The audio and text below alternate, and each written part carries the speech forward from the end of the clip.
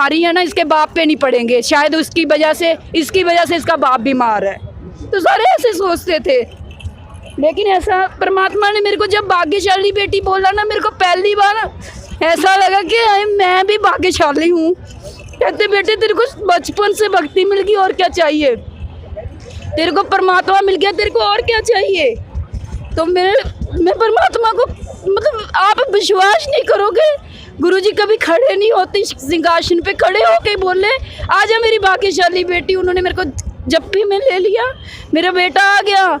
मेरी बेटी परमात्मा पाना चाहती है, देख तेरे सामने खड़ा है परमात्मा, कर ले सेवा बेटा चरणों की। तो मैंने उनकी सेवा करी परमात्मा की। जैसे कहते हैं ना तेज पुंज का शरीर परमात्मा का, जैसे कहते हैं परमात्मा का अलग से शरीर है, तो परमात्मा ने मेरे को एहसास दिला दिया कि हाँ मैं परमात्मा हूँ, मैं तेरे लिए आया हूँ। कहते बेटे परमात्मा ने मेरे लिए मेरे सिर पे हाथ रख के शब्द गाया, क्यों भूली घर अपना मन में देख विचार। परमात्मा ने जब ये बाणी पढ़ी मैं बहुत रोई, बहुत दिल खराब हुआ।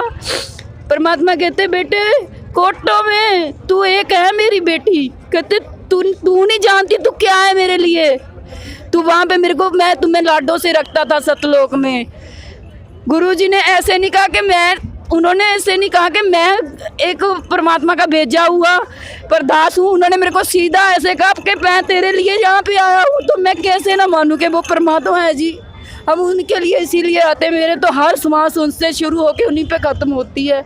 मेरा उन पे इतना, मैं कहती हूँ मैं उनके बिना मेरी सांस नहीं चलेगी, बस वो मेरी सांस है परमात्मा। इससे बहन जी हम ये आपसे एक बात और पूछना चाहेंगे, क्या जितने आप कह रहे थे पहले आपको अभागन माना जाता था इस समाज के तहत, क्या संत रामपाल जी महाराज इन विचारों पर नहीं चलते? बिल्कुल नहीं चलते। संत परमात्मा के लिए उनके शिष्य भी नहीं चलते, उनके शिष्य भी नहीं, इन डंबरों को बिल्कुल नहीं मानते। कहते हैं ना भूल भुलैया में जियूं थी, सतगुरु ने आन जगाई सखी।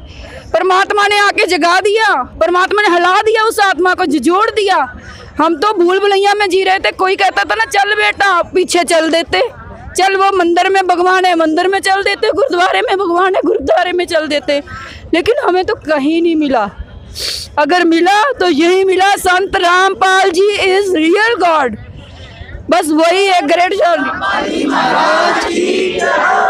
और अब तक पिछले जो मैं ज्ञान देख रहा था, तो आज से 600 वर्ष पहले, आज से जब कवि रूप में वहां धारणक रूप में रहा था, तो वो इन्होंने काल के दूत घुस गए ये 12 पंथों में, इन्होंने उसमें कुछ परिवर्तन कर दिया अपने हिसाब से।